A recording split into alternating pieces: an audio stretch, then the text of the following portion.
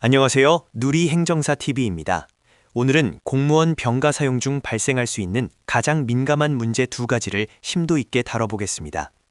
바로 병가 기간 중 대학원 수업을 듣거나 해외 여행을 가는 행위가 징계 사유가 되는지에 대한 논란입니다. 병가란 질병이나 부상으로 인해 직무를 수행할 수 없을 때 회복을 위해 주어지는 휴가입니다. 이 병가의 본래 목적을 벗어난 행위는 공무원의 성실 의무 위반으로 이어질 수 있습니다. 제가 아는 동료 중에 장기 병가를 낸 분이 계셨는데 쉬는 동안 몰래 야간 대학원 수업을 들었다는 소문이 돌았습니다. 만약 이게 사실이라면 징계를 받게 되나요? 매우 현실적인 질문입니다. 법적으로 병가 기간 동안의 행위는 요양이라는 목적에 부합해야 합니다.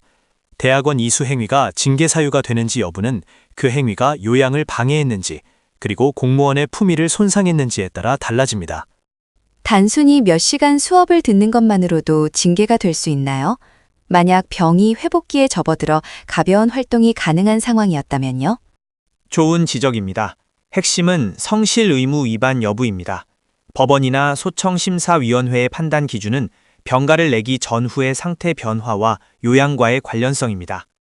만약 병가 기간 중에도 주 10시간 이상의 적극적인 학업 활동을 지속했고 이것이 진단서에 명시된 요양의 필요성과 명백히 상충된다면 병가를 부당하게 이용했다고 판단할 가능성이 높습니다. 그러면 병가 기간 중 학업을 하는 것이 업무에 복귀하려는 노력의 일환이라고 주장할 수는 없나요? 자기계발 차원에서요. 그 주장을 받아들이기는 어렵습니다. 병가의 최우선 목적은 직무 복귀를 위한 심신의 회복입니다. 만약 학업을 해야 할 정도의 상태라면 그건 병가가 아니라 개인 연가를 사용하는 것이 맞습니다. 허위 병가나 병가 목적 외 사용으로 징계 사유가 될 수 있으며 보통 견책이나 감봉 등의 징계가 내려질 수 있습니다. 대학원보다 훨씬 가벼워 보이는 해외여행은 어떤가요? 장기 병가 중인데 짧은 기간 여행을 다녀오는 것은 문제가 없지 않나요?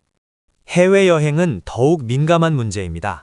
병가 기간 중 해외여행은 행정상 두 가지 문제를 야기합니다. 첫째, 요양 목적과의 상충입니다. 심신 회복이 필요하다는 사람이 장거리 여행을 간다는 것은 설득력이 떨어집니다. 둘째, 공무 국외여행 허가 문제인데 병가 중이라도 공무원은 국외여행에 대해 소속 기관장의 허가를 받아야 합니다. 특히 병가 중에는 더욱 신중해야 합니다. 이는 국가공무원 복무규정에 따른 의무사항입니다. 만약 기관장에게 해외여행을 가도 되는지 문의했는데 구체적인 답변 없이 넘어갔다면 나중에 징계 사유가 될까요? 구두상의 모호한 허가보다는 문서로 명확히 허가를 받는 것이 중요합니다.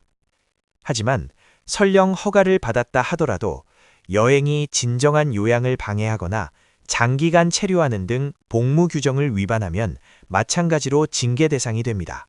만약 해외에 나가서 요양에 도움이 되는 치료를 받고 온 경우는 어떨까요? 예를 들어 국내에 없는 전문 치료를 위해서요.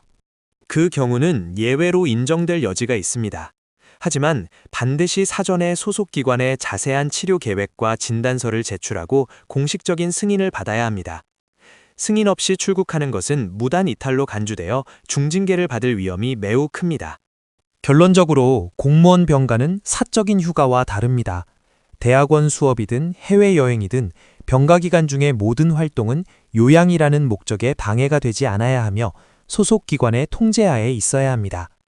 불필요한 오해나 징계를 피하기 위해서는 병가 기간 중 외부 활동에 대해 사전에 기관장에게 충분히 설명하고 허가를 받는 절차가 반드시 필요합니다. 특히 장기 병가일수록 더욱 그러합니다. 병가 중에 지켜야 할 의무에 대해 명확히 이해했습니다. 주의해야겠습니다. 네, 행정사님의 구체적인 설명 덕분에 궁금증이 해소되었습니다. 감사합니다. 오늘 다룬 내용은 많은 공무원들이 궁금해하는 부분이었을 것입니다. 병가는 권리인 동시에 의무이며 규정을 지키며 현명하게 사용하시는 것이 중요합니다. 오늘 정보가 유익하셨다면 구독과 좋아요는 큰 힘이 됩니다. 다음 시간에도 유익한 행정 정보로 찾아뵙겠습니다. 감사합니다.